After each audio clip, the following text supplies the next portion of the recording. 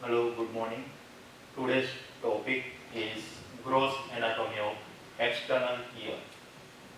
Ear, in the common sense, what laymen understand, it is the only whatever the parts seen outside the skull. But in medical terminology, ear it is a very broad term. Actually, there are the three parts of ear: external ear, middle ear, and then internal ear. Today's topic is only about external ear. It includes the pinna and canal known as external acoustic meatus, plus part or membrane which divides the external ear and middle ear cavity, it is tympanic membrane.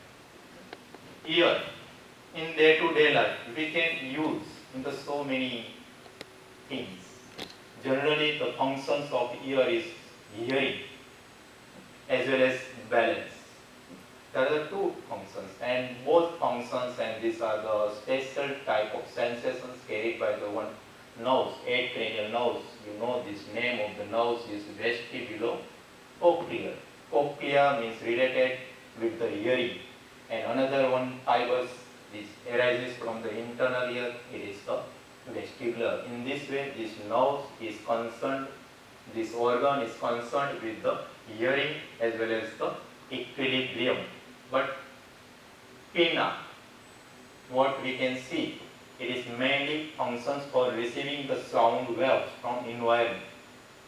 Then this sound wave is passed through the S-shaped irregular canal, cartilage as well as the bony canal, pass through this, and it vibrates the tympanic membrane. In this way, the sound wave or vibrates the tympanic membrane. Then tympanic membrane inside is connected with the three bones of middle ear cavity. And in this way, now the last bone of this tympanic cavity is concerned with another one bones, very small bones known as the stapes, and stapes is attached on internal ear. This is the process generally. Now, ear, it is irregular. From outside, it looks like the one crumpled shape, described like that. Its meaning is somewhat folded, or one large area is compressed in small piece. It is compressed, or irregular surface. Here you can see there are so many elevations, depressions are seen in the ear. That's why its shape is irregular. Developmentally, you have already learned, I think, it is developed from the external pharyngeal cleft. There are the three types of components in the pharyngeal arch: ectoderms, endoderms, and mesoderms. So cartilage of this part is developed from here as external cleft. First, branchial cleft. So initially there are the 6 mesodermal thickening fused to make a one single piece of cartilage.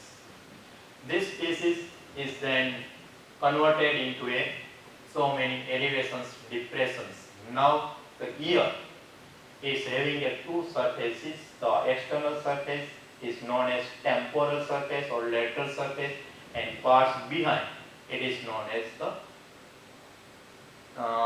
medial surface or temporal surface. Now there are the different names given on these elevations, depression. One of the important structures which easily can be identified, it is the one meatus opening. It is external acoustic meatus, its opening, where you can easily pass your little finger. This part is going inside the canal. This is known as concha. Now this part, in front of this, there is the one triangular fold is known as tragus. One fold of the skin, it is tragus. Behind this, there is another bone, which is known as antipagus.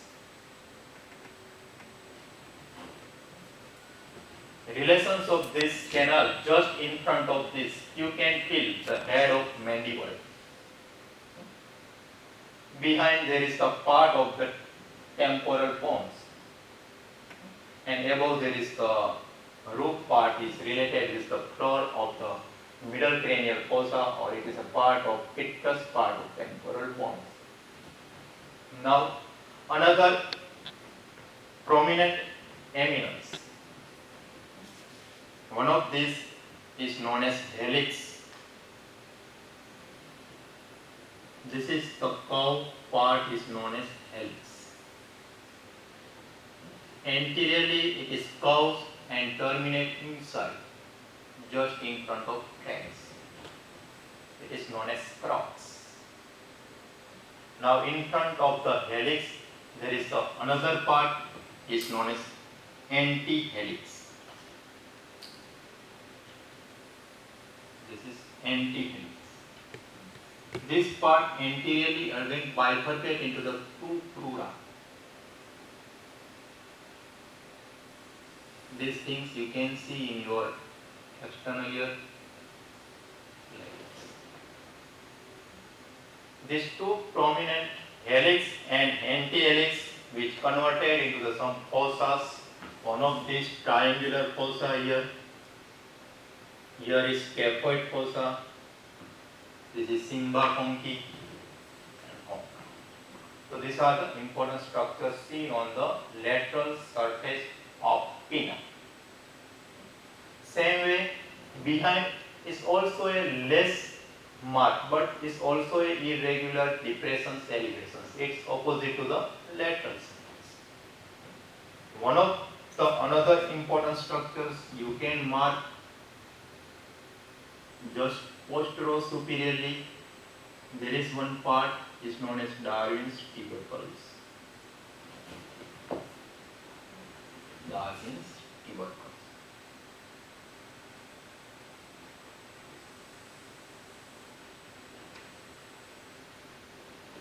So this is the structures of pinna.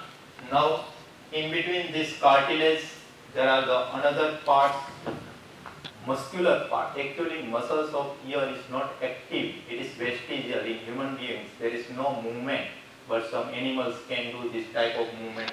Even though there are the extrinsic and intrinsic muscles are described in the books, some superior, inferior, whatever, but it's not too much important, but these muscles are supplied by the second cranial nerve. Now apart from cartilage and muscles, this part is situated only in the upper 2/3 part of pinna, but lower 1/3 of pinna is having no cartilage. It is only fibrofatty tissue. This is fibrofatty tissue. It is known as lobule. So this is pinna, about 2/3, lower 1/3. This is the part is only the part of external ear. Still it is not complete. Now this pinna is followed. Cartilage of this pinna is followed by the S-shaped canal is known as external acoustic meatus. This external acoustic meatus is cartilaginous and bony. Lateral 1/3 part is made of cartilage and medial 2/3 is made of bones. That means this part is situated in temporal bone. Now cartilage of ear is continuous with the canal. This canal is directed forward, upwards and medial. Directions of canal is forward, upwards, medial. Length of this canal is approximately 8 mm.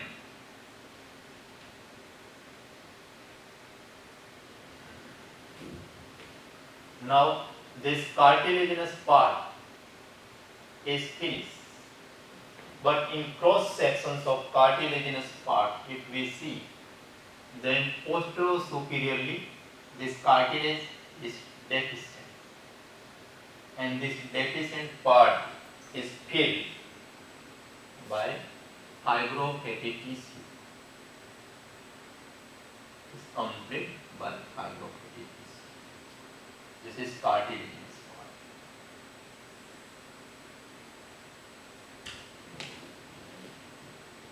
Then it follows the canal further medially. Now it is in the bony part. Bony part is approximately 16 mm.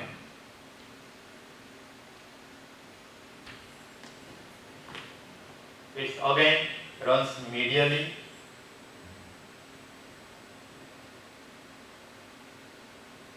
backwards and upwards. Now further 1/3 part of the body is downwards, medially and towards the tympanic membrane. This is the directions of the external acoustic membrane. Ultimately it is not straight, but it is S-shaped, and it is fully developed after puberty. At the time of birth, this canal is not fully developed. Tympanic plate of bone is also not developed. This part in cut sections, bony part is also in posterior superiorly there is deficiency, and this part is formed by the bone tympanic plate. This part is formed by tympanic plate of temporal bones, and remaining this part is completed by the squamous part of temporal bones.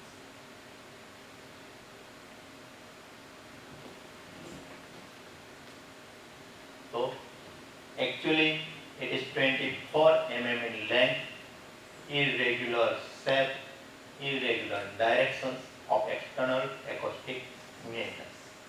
Then external acoustic meatus is follows the partitions between middle ear and external ear. It is eardrum or tympanic membrane.